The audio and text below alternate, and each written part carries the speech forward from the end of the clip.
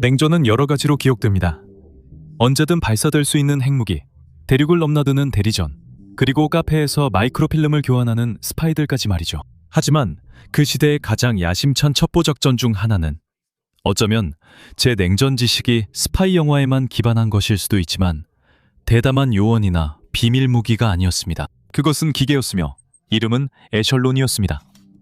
전성기에는 전 세계를 보이지 않는 그물처럼 덮었습니다. 에셜론은 위성통신, 무선 교신, 팩스, 그리고 수십억 통의 전화 통화를 포착했습니다. 외딴 들판의 거대한 안테나, 지하 벙커의 케이블, 머리 위를 도는 위성을 상상해보세요. 각 노드는 전 세계적으로 연결된 시스템에 연결되어 있었고 그 목표는 소련과 그 동맹국들의 통신을 언제 어디서나 감청하는 것이었습니다. 이 네트워크를 운영한 정보동맹은 마치 제임스 본드 영화에서 나온 것 같았습니다.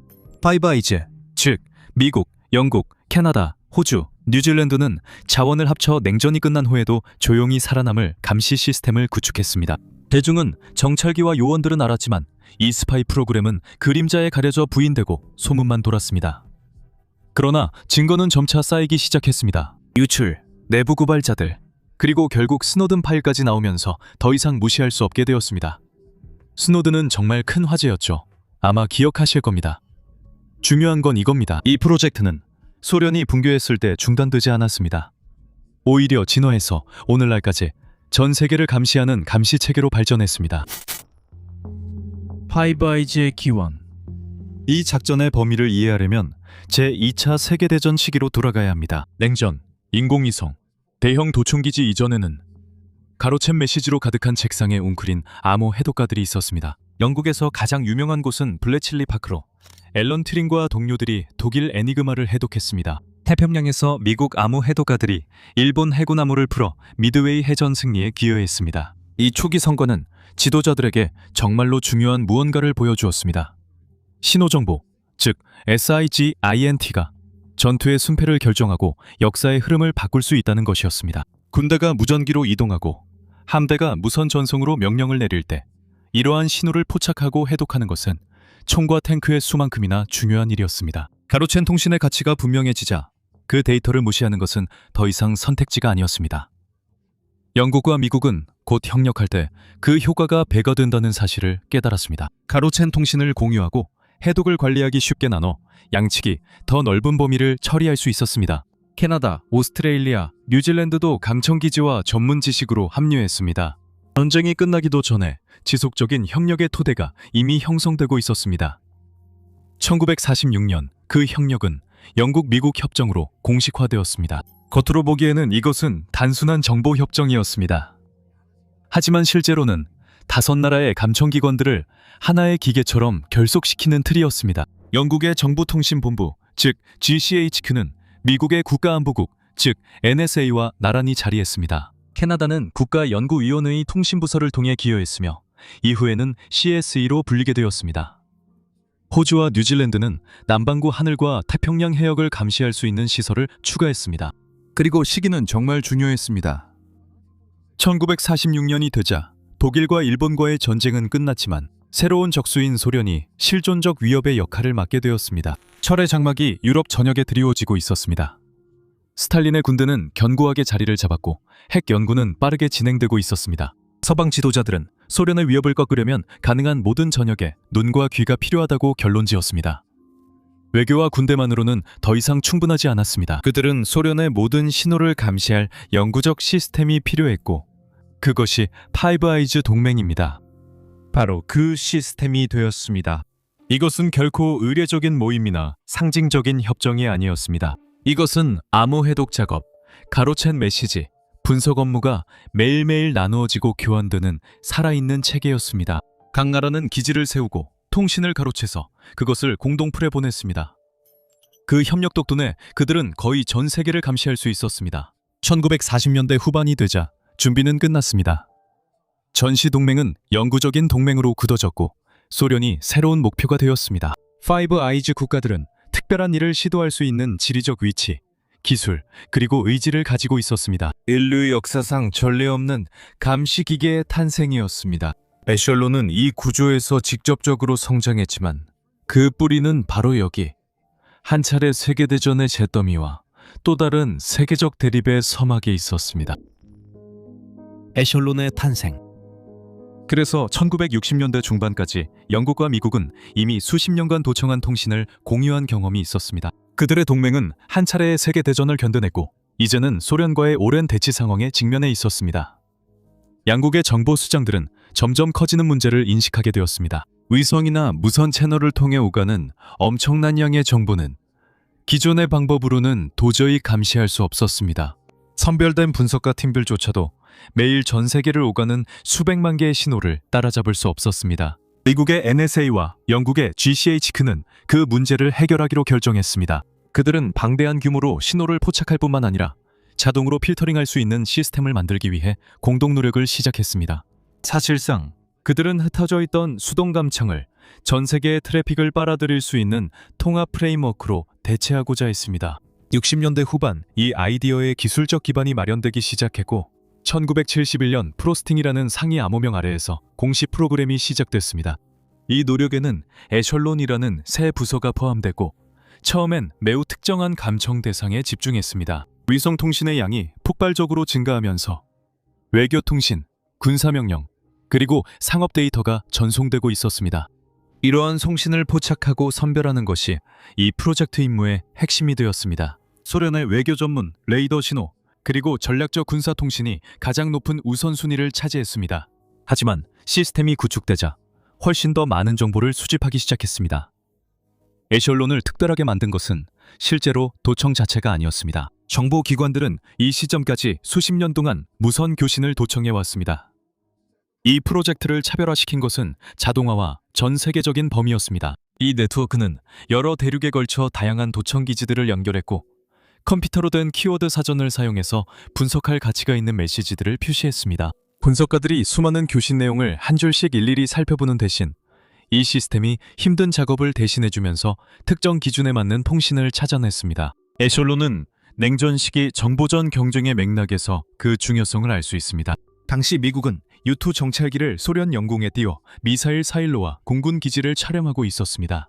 1960년 한 정찰기 격추 후 인공위성이 주요 정보 수집 수단이 됐습니다. 코로나 프로그램은 궤도에서 필름 캡슐을 떨어뜨려 회수하는 일련의 정찰 위성을 발사했습니다. 이건 다음에 다룰 영상입니다. 이 사진들은 무기 시설과 군사 배치를 드러냈지만 사진만으로는 대화나 암호화된 지시사항을 알 수 없었습니다. 그 빈틈을 신호정보가 메웠습니다. 에셜론은 이러한 다른 방법들을 보완하기 위해 설계되었습니다. U-2 정찰기와 코로나 위성은 이미지를 제공했습니다. 첩보원들은 내부 사정에 대한 단편적인 정보를 제공했습니다. 이 프로젝트는 케이블과 위성을 통해 오가는 목소리, 명령, 그리고 숨겨진 지시사항들을 제공했습니다. 이 요소들이 합쳐져 소련의 힘과 의도를 입체적으로 보여주었습니다. 각 프로그램만으론 완벽한 정보 제공이 어렵지만 결합되면 서방 지도자들은 소련이 상상 못한 명확한 시각을 얻었습니다. 70년대 초만 해도 이 시스템은 많은 정부기관 내에서도 비교적 알려지지 않았습니다. 하지만 NSA와 GCHQ에게 에셜론은 신호 정보 수집의 미래를 의미했습니다. 이 시스템은 기계가 인간보다 훨씬 큰 규모로 정보를 포착, 분류할 수 있음을 보여줬습니다. 이 시스템은 20년간 성장해 전 세계로 확장됐고 파이브 아이즈 동맹 모든 회원국이 참여했습니다. 이것은 자동화된 감시에 대한 기술적 실험으로 시작하여 결국 냉전 시대를 대표하는 첩보 프로젝트 중 하나가 되었습니다. 어떻게 작동했을까요? 전 세계를 감청하는 기계. 이 프로젝트는 단일 기지나 기계가 아니었습니다. 이것은 안테나, 위성, 해저 케이블, 그리고 분석가들로 가득 찬 거대한 시설 전체를 연결한 방대한 네트워크였습니다. 이걸 제대로 상상하려면 전 세계적인 깔때기를 떠올려 보세요. 매일 수십억 개의 메시지, 통화, 신호가 이 깔때기로 쏟아져 들어오고 있었고 이 깔때기는 냉전의 싸움에서 중요한 모든 것을 잡아내려고 했습니다. 이제 정보 플랫폼의 핵심에는 세 가지 주요 도청 방법이 있었습니다. 첫 번째는 위성 통신이었습니다. 60년대 후반이 되자 위성은 장거리 통신의 중추가 되었습니다. 군사명령, 외교 전문, 그리고 상업용 팩스 모두가 그 위성을 통해 전달되었습니다. 지상기지국은 다운링크 신호를 수신할 수 있었고 의도된 수신자에게 도달하기 전에 통신 흐름을 포착할 수 있었습니다. 이것은 모스크바에서 아바나로 걸려온 대사관 전화나 북극을 가로질러 전송된 소련 해군 명령이 상대방이 전혀 눈치채지 못한 채 하늘에서 가로채질 수 있다는 뜻이었습니다. 두 번째 방법은 마이크로파 중계기와 해저 케이블을 이용하는 것이었습니다. 마이크로파 타워는 국내외 통신을 한 도시에서 다른 도시로 전달하며 신호를 수평선 너머로 탑에서 탑으로 튕기듯 전송했습니다. 안테나를 적절한 위치에 설치하면 이동 중인 그 통신을 가로챌 수 있었습니다. 해저 케이블은 좀 더 큰 도전이었지만 무시하기엔 너무나도 가치가 있었습니다. 특수 잠수함과 도청 장치가 개발되어 그 선들에 도청기를 설치했고 흐름을 방해하지 않으면서도 조용히 전송 내용을 복사해 빼냈습니다. 세 번째 방법은 무선 도청이었습니다.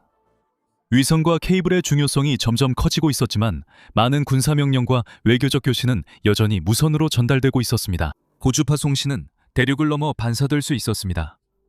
이는 잘 배치된 안테나만 있으면 수천 마일 떨어진 곳에서 이루어지는 대화를 포착할 수 있다는 뜻이었습니다. 무선 도청은 그 장비 자체보다 더 오래된 기술이었지만 이 시스템에서는 더 큰 네트워크에 통합되어 또 하나의 귀중한 정보원으로 취급되었습니다. 신호를 포착하는 것은 시작에 불과했습니다.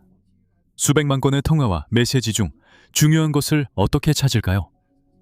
여기서 사전 시스템이 활용됩니다. 각 감청기지에는 방대한 키워드 목록이 탑재된 컴퓨터 프로그램이 있었습니다. 여기에는 소련의 연구나 군사작전과 관련된 이름, 암호 문구, 숫자, 기술 용어 등이 포함되어 있었습니다.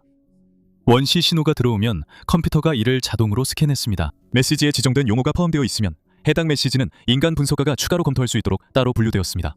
이 덕분에 수십억 건의 송신 내용을 효과적으로 분류하고 핵심 자료를 최상위에 올릴 수 있었습니다. 여러 시설들이 이 프로젝트에서 맡은 역할로 전설이 되었습니다. 영국의 매니드 힐은 최고의 보석과도 같은 곳이었습니다. 요크셔 시골에 자리 잡은 이 시설은 세계에서 가장 큰 전자 감시기지로 성장했습니다. 이곳의 독특한 흰색 레이돔, 즉 거대한 골프공처럼 생긴 돔은 아마 본 적이 있을 겁니다. 이 레이돔은 안테나를 보호하며 냉전시대 도청의 상징이 되었습니다. 이곳에서 분석가들은 유럽, 아프리카, 중동의 위성 통신을 감시했습니다. 호주 파인갭 관련 영상도 따로 만든 걸로 합니다. 만약 아직 없다면 곧 공개될 겁니다. 왜냐하면 제가 분명히 녹화했으니까요. 그리고 그곳은 외딴 내륙 지역에 위치해 있었고 이 기지는 아시아와 태평양 지역의 신호를 감청할 수 있게 해주었습니다. 이곳은 인도양에서의 소련 해군 활동과 더 북쪽에서 이루어지는 중국의 미사일 실험을 감시하는 데 특히 가치가 있었습니다. 이 기지는 외딴 위치로 비밀을 지켰고 지리적 특성으로 북쪽 기지보다 넓은 감청 범위를 가졌습니다. 뉴질랜드는 YPO 시설로 기여했습니다. 작지만 이 시설은 남태평양 전역에 감청 거점을 제공하며 수집한 데이터를 공동 시스템으로 보냈습니다. 미국에서는 워싱턴주의 야키마 연구소가 위성 감청에 집중하여 태평양을 가로지르는 통신을 감시했습니다. 영국 코널의 부드 시설은 해저 케이블을 도청하여 가장 가치 있는 대서양 횡단 통신에 접근할 수 있었습니다. 이제 가장 기이한 감청소 중 하나는 테우펠스베르크에 세워졌는데 이곳은 폭격당한 베를린의 잔해로 만들어진 인공 언덕입니다. 이 언덕 위에 서방 기관들은 소련과 동독의 신호를 직접 겨냥한 안테나와 레이돔을 설치했습니다. 테우펠스베르크는 철의 장막 너머로 바르샤바 조약기구의 군사통신을 포착했습니다. 이곳의 위치 덕분에 냉전 전체에서 가장 가치 있는 감청소 중 하나가 되었습니다. 하지만 이 모든 시설은 정보를 에셜론 네트워크로 보냈고 그 결과 매일 수십억 건의 메시지가 수집됐습니다. 그 중에서 실제로 사람이 직접 본 것은 극히 일부에 불과했지만 그 일부에는 지도자들이 원하던 바로 그 종류의 정보가 담겨 있었습니다. 미사일 시험 결과, 잠수함 순찰 명령, 대사관 전문, 그리고 군사 지침 등이었습니다. 키워드 사전 시스템은 완벽을 보장하지는 않았지만 잡음에 파묻히는 것과 정보의 홍수 속에서 실제로 정보를 뽑아내는 것의 차이를 만들어냈습니다. 원시 신호를 정보로 바꾸려면 추가 작업이 필요했습니다. 분석가들은 가로챈 통신 내용을 위성 사진, 스파이 보고서, 그리고 공개 자료와 교차 참조하곤 했습니다. 한 장소에서 포착된 소련의 레이더 테스트는 시험장에 대한 위성 사진과 연결될 수 있었습니다. 잠수함 순찰 명령은 대서양에서의 음향 탐지와 비교될 수 있었습니다. 에셜론은 독립적으로 설계된 것이 아니었으며 하늘의 눈과 지상 스파이를 보완하며 목소리와 지시 내용을 채워넣는 더 큰 퍼즐의 일부였습니다. 작전의 엄청난 규모는 정말 상상하기조차 어렵습니다. 매일 대륙과 대양을 가로질러 수십억 건의 통신이 스캔되고 필터링되었습니다. 우리의 추정에 따르면 자동 필터링이 없었다면 그 방대한 양의 데이터를 어떤 인력도 처리할 수 없었을 것입니다. 역사상 처음으로 신호정보 활동이 산업 규모로 이루어졌습니다. 이제 소련도 자체적인 감시망을 가지고 있었지만 그 어떤 것도 에셜론의 규모와 범위에는 미치지 못했습니다. 80년대에는 이 시스템이 완전히 가동되었고 5대륙의 안테나가 소련 통신을 실시간 도청했습니다. 예전엔 해독에 몇 주 걸리던 메시지가 기계로 즉시 감지되고 분석가들은 미사일 발사나 병력 이동, 외교 명령에 빠르게 대응할 수 있었습니다. 이 정보 플랫폼은 단순한 도청 시스템을 넘어 냉전 정보 활동의 중추 신경계가 되었습니다. 이 플랫폼은 파이브 아이즈 동맹에게 정보기관 외부 사람들은 상상도 할 수 없는 방식으로 소련을 보고 듣는 능력을 제공했습니다. 냉전 시대의 첩보전에서 에셜론은 단순한 원시 데이터 그 이상을 제공했습니다. 에셜론은 냉전기의 전략적 힘이 되어 소련의 군사계획, 외교, 기술 야망, 비밀 대화까지 파악할 수 있는 창을 제공했습니다. NSA, GCHQ, 그리고 동맹국 센터의 분석가들은 신호 정보를 다른 정보 출처와 결합해 온갖 것들을 감시했습니다. 이 프로젝트의 최우선 과제 중 하나는 미사일 추적이었습니다. 발사장 주변의 텔레메트리와 통신을 가로채 분석가들은 미사일 종류, 궤적, 준비 상태를 파악할 수 있었습니다. 예를 들어 터키 감청기지는 소련의 주요 로켓 시설 카푸스틴 야르의 시험 발사를 감시했습니다. 그러한 정보는 조기 경보 시스템에 기여했고 서방의 억제력과 군사 태세에 관한 결정에 중요한 정보를 제공했습니다. 잠수함 이동 감시는 에셜론이 중요한 이점을 제공한 또 다른 분야였습니다. 미 해군은 소련 잠수함을 탐지하기 위해 수중 청취 시스템을 사용했지만 도청된 통신은 순찰 경로와 임무 시기를 확인해 주었습니다. 1987년 소련은 오트리나 작전을 시작하여 빅터 3급 잠수함을 대서양으로 보내 나토의 감시 경로를 따돌리려 했습니다. 도청된 신호와 추가 분석을 통해 이 잠수함들의 움직임이 드러나면서 기습 시도는 충분히 예상 가능한 기동이 되었습니다. 물론 정치적 감시도 마찬가지로 중요했습니다. 에셜론은 외교 전문을 도청했으며 여기에는 크렘린과 해외 대사관 간의 전문뿐만 아니라 정책 방향을 드러내는 내부 통신도 포함되었습니다. 이러한 도청 자료들은 서방 정부의 전략에 대한 단서뿐만 아니라 소련의 계획과 의도에 대한 직접적인 통찰을 제공했습니다. 해외 대사관을 도청함으로써 분석가들은 소련의 입장이 공개되기 전에 미리 예측할 수 있었습니다. 경제 및 기술 스파이 활동도 임무의 일부가 되었습니다. 연구기관이나 국영기업의 통신을 감청하면 항공, 컴퓨팅, 에너지 생산 분야에서 소련이 얼마나 진전했는지에 대한 단서를 얻을 수 있었습니다. 새 프로젝트나 자원 배분 보고서는 키워드 탐지기로 표시되어 분석가들에게 경쟁 위협의 조기 경고를 제공했습니다. 서방 기업들도 정부가 소련의 과학과 산업 우선순위를 예측할 수 있게 되자 간접적으로 이익을 얻었습니다. 물론 인간의 요소는 여전히 필수적이었습니다.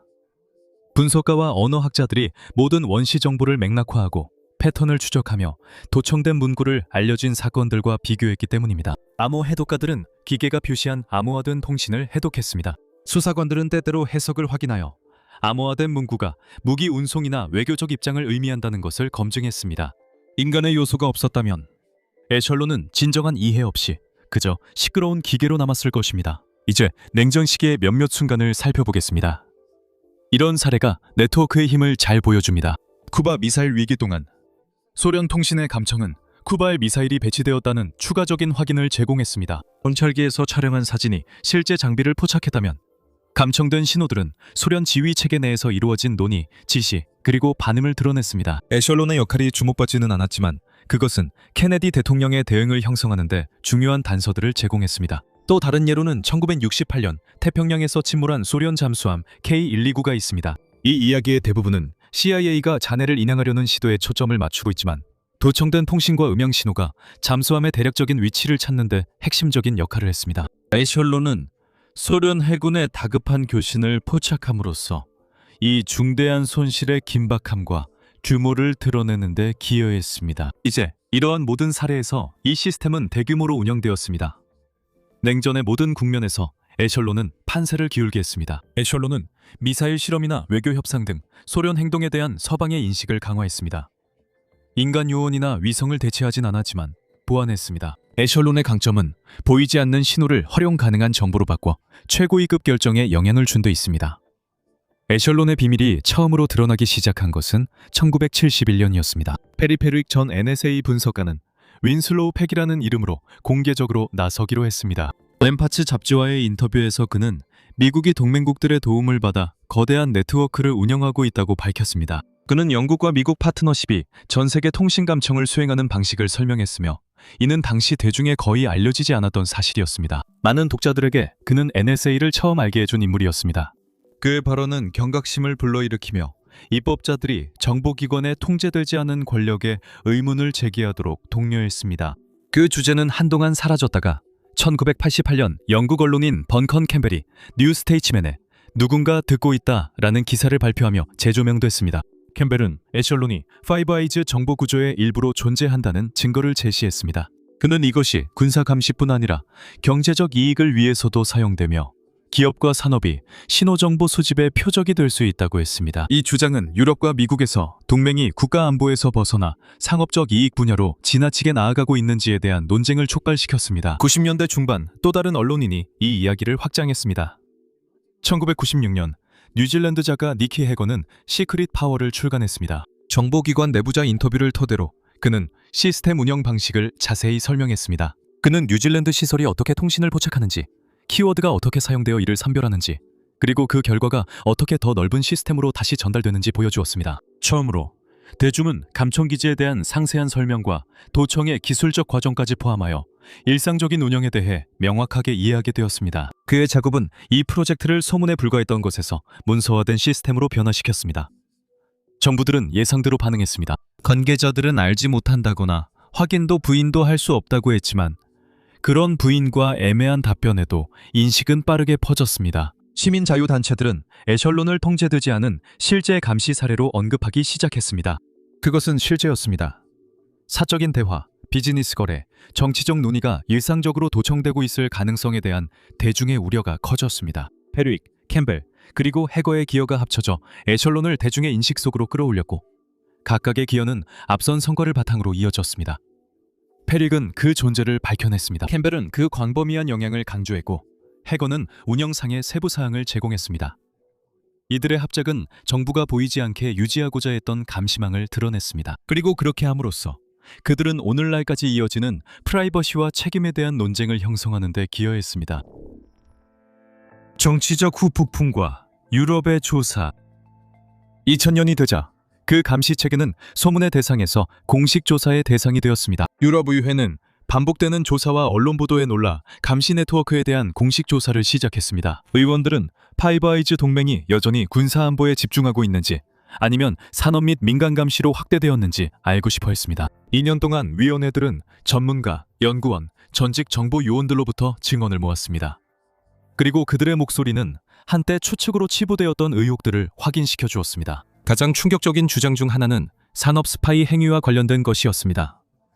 유럽 기업들의 통신이 도청되어 미국 경쟁사들에게 전달되고 있다는 의혹이 제기되었습니다. 유럽 항공우주 선두기업인 에어버스는 계약 협상 과정에서 자사 통신이 가로채져 보잉에 유리하게 쓰였다는 주장이 제기되었습니다. 비슷한 사례로는 독일의 풍력 터빈 회사 에너콘이 있었는데 이 회사는 미국 기업들이 도청된 신호를 통해 자사의 연구에 접근했다고 비난했습니다. 증거를 완전히 입증하기는 어려웠지만 이러한 이야기들은 유럽 전역의 분노를 불러일으켰고 곧이어 사생활 침해에 대한 우려도 커졌습니다. 시민들과 시민권 단체들은 일반 통화, 팩스, 이메일 등이 감청 과정에서 함께 수집됐는지 의문을 제기했습니다. 개인적인 서신이 외국 정보 동맹에 의해 감시될 수 있다는 가능성은 개인의 자유를 강하게 보호하는 민주주의 국가들의 불안감을 불러일으켰습니다. 한때 소문을 무시했던 정치인들도 점점 커지는 압박에 직면하게 됐습니다. 이에 미국과 영국 관계자들은 익숙한 입장을 유지했습니다. 우리는 확인도 부인도 할 수 없습니다. 이 공식적인 답변은 인정도 부인도 피하는 방식이었습니다. 유럽의 의원들은 그 답변을 회피로 해석했고 이는 의심만 더욱 깊어지게 만들었습니다. 의회의 최종 보고서는 그 프로젝트가 실제로 존재했으며 개인정보 보호를 위한 안전장치가 불충분하다고 결론지었습니다. 그리고 그 결과는 즉각적이었습니다. 애셜론은 이제 더 이상 음모론이 아닌 전 세계적으로 작동하는 실질적인 시스템으로 여겨졌습니다. 유럽의 조사는 감시 문제를 주변적인 이슈에서 의회 토론과 대중 논란의 주제로 변화시켰습니다. 프라이버시, 상업, 주권에 대한 우려가 정치적 논의에 확고히 자리 잡았고 이로 인해 촉발된 논쟁은 조사가 끝난 후에도 오랫동안 계속되었습니다. 스노든의 유산. 2013년 에드워드 스노든의 폭로는 언론인들과 내부 고발자들이 수십 년간 주장해온 내용을 확인해 주었습니다. 그가 공개한 문서들은 애셜론이 실제로 존재했으며 더 중요한 것은 그것이 결코 사라지지 않았다는 사실을 증명했습니다.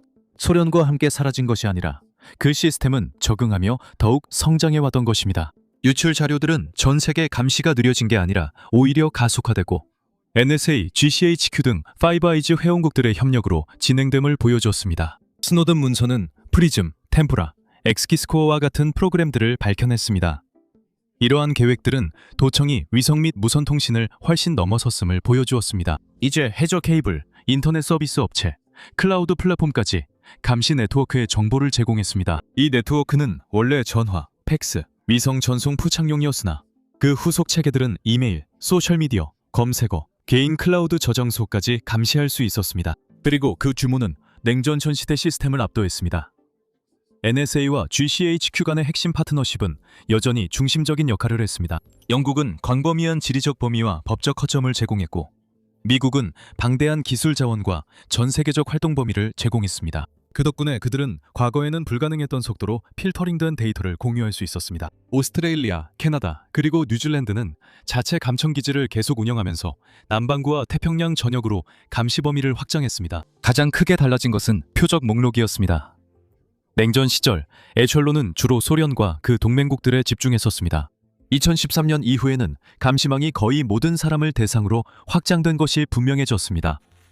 정부, 기업, 언론인, 활동가, 그리고 일반 시민들까지 모두 데이터 수집의 대상이 되었습니다. 집중된 첩보 활동에서 보편적인 감시로의 전환은 군사안보를 훨씬 뛰어넘는 의문들을 제기했습니다.